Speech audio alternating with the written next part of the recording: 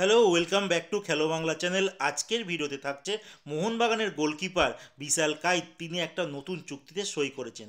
কি সেই চুক্তি, সে খবর জানাবো খেলার আরও আপডেটেড খবর। তার আগে প্রতিদিনের মতো বলবো, খেলার আপডেট খবর পাওয়ার জন্য আমাদের চ্যানেলটিকে সাবস্ক্রাইব করতে একদম ভুলো না। তো চলো শুরু করছি আজকের প্রথম খবর। আজকে প্রথম খবরটি বলবো ন্যাশনাল ফুটবল টিমকে নিয়ে, যাদের প্রাক্তন ক্রোয়েশিয়ান কোচ ইগর স্টিমেকের কথা। তার একটা রিপোর্ট কিন্তু এখন মার্কেটে বেরিয়ে এসেছে যে তাকে একটা ক্ষতিপূরণ কিন্তু দিতে হচ্ছে এআইএফএফ এর তরফ থেকে। তার সঙ্গে 2026 সাল অবধি চুক্তি ছিল, কিন্তু পারফরমেন্স খারাপ হওয়ার জন্য তাকে ছাঁটাই করতে বাধ্য হয় এআইএফএফ। কিন্তু তার বদলে এআইএফএফ বলে আমরা 3 মাসের আপনাদেরকে স্যালারি দেবো, কিন্তু তিনি তা মানতে নারাজ ছিলেন এবং তার জন্য তিনি ফিফায় যাবেন, আইনি লড়াই লড়ার জন্য কিন্তু হুমকি দেয়। আলটিমেট দুই পক্ষ একটা জায়গায় আসে, যেখানে বলা হয় যে বর্তমানে যে রিপোর্টটা আসছে যে তাকে 4 লক্ষ মার্কিন ডলার কিন্তু ক্ষতিপূরণ দিতে হচ্ছে, মানে ভারতীয় মুদ্রায় যদি বলি 3,36,00,000 টাকা দিতে হচ্ছে।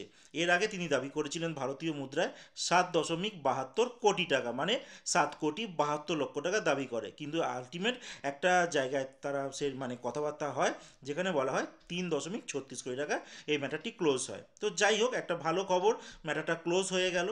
এরপরে যে খবরটি বলবো মুম্বাই সিটির কথা।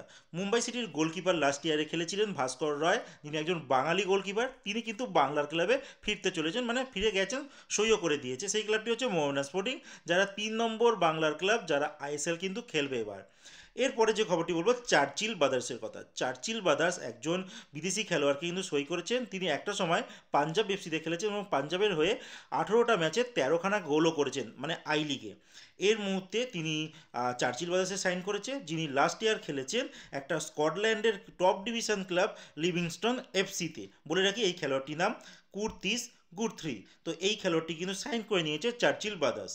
এরপরে বলবো ন্যাশনাল ফুটবল টিমের কথা। ন্যাশনাল ফুটবল টিম কিন্তু আজকে ইন্টার কন্টিনেন্টাল কাপে তারা ম্যাচ খেলতে নামছে সিরিয়ার সঙ্গে। এই ম্যাচটি হবে 7:30টার সময় ভারতীয় সময়। আর এই ম্যাচগুলি তোমরা স্পোর্টস 18 চ্যানেলে কিন্তু তোমরা দেখতে পারবে।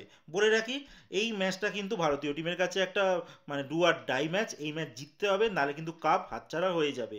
আর সিরিয়া টিম যদি এই ম্যাচ ড্র রাখে, তারা কিন্তু এই টুর্নামেন্টের চ্যাম্পিয়ন হয়ে যাবে। এরপরে খবরটি বলবো ভিক্টর জাও, হায়দ্রাবাদ এফসির একজন বিদেশি খেলোয়াড়।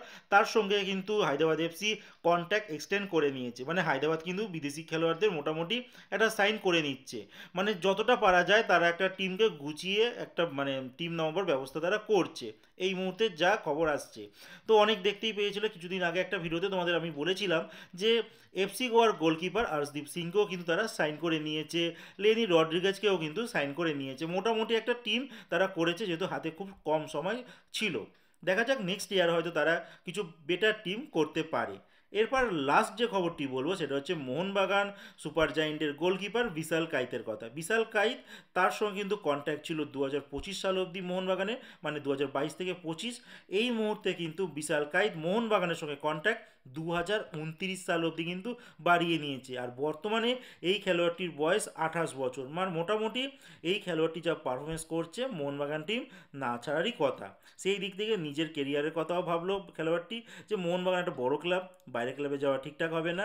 তো আলটিমেট 2029 সাল অবধি কিন্তু এই খেলোয়াড়টিকে আমরা মোহনবাগান সুপার জায়েন্টের জার্সি পরে আমরা দেখতে পারবো।